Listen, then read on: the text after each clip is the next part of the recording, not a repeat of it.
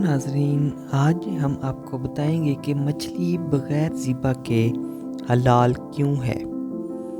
اگر غیر مسلم سوال کرتے ہیں کہ مچھلی بغیر ذبح کے حلال کیوں ہے، تو اس کا جواب بہت ہی سادہ ہے۔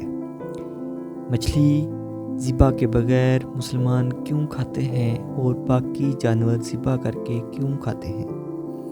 اس کا جواب سائنس دے رہی ہے۔ جو جانوروں کے اندر خون ہوتا ہے یا بیکٹیریا اور باقی جراثیموں کی رہائش گاہ ہے، جب ہم جانوروں کو ذبح کرتے ہیں تو دل و دماغ کا رشتہ ٹوٹ جاتا ہے، دل زندہ رہتا ہے اور جسم کا سارا خون ذبح کی ہوئی شریانوں سے باہر نکل آتا ہے، اور اس طرح گوشت حلال اور پاک صاف ہوتا ہے۔ اور اگر ذبح نہ کریں، جھٹکے سے جانور کی جان لی جائے تو دل بھی اسی وقت مردہ ہو جاتا ہے اور اس کے جسم کا سارا خون گوشت میں جذب ہو جاتا ہے۔ ناظرین، جب خون گوشت میں جذب ہو جاتا ہے تو گوشت کھانے کے قابل نہیں رہتا اور نہ ہی وہ حلال ہوتا ہے، اس لیے ہم ذبح شدہ جانور کا گوشت کھاتے ہیں۔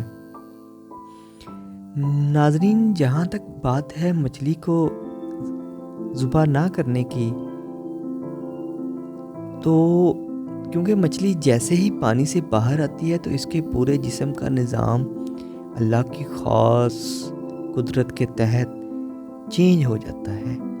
اس کے جسم کا سارا خون اس کے پانی سے باہر آتے ہی اس کے منہ میں موجود گلز میں جمع ہو جاتا ہے اور اس کے جسم کا سارا گوشت جراثیم اور خون سے پاک صاف ہو جاتا ہے۔